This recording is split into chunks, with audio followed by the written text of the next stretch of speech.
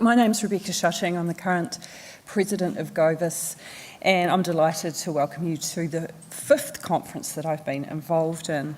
One of the things that I did while I was in Cuba is I spent 2 weeks sailing in the Caribbean, and I was fascinated about how the yacht actually sailed. So I decided when I got back to Wellington I was going to learn to sail.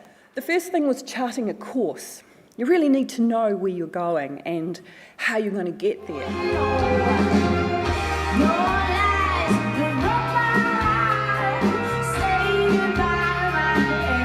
But what I was going to say about charting a course is that we were going to go down the west coast, but we had to be flexible and we ended up sailing down the east coast.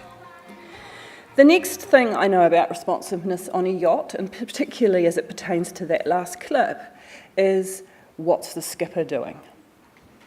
Our skipper was innately calm. He had to go onto the front of the boat, onto the bow, to change his sail in those conditions that you just saw. The crew were all going, "What's he doing?" And he was calm, and so the crew were calm.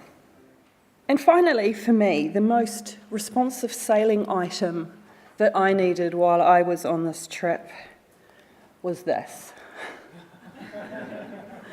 And the crew nicknamed me Rebucket. Seasickness gets all of us. And I think that I made progress throughout the 2-week trip. At the beginning, I couldn't get the bucket myself. At the end, I could get the bucket. So look, as this conference runs its course, I invite you to reflect on how you're charting your course and your roles, your skills as a skipper, the talents of your crew, and whether you need a metaphorical bucket to deliver responsive government.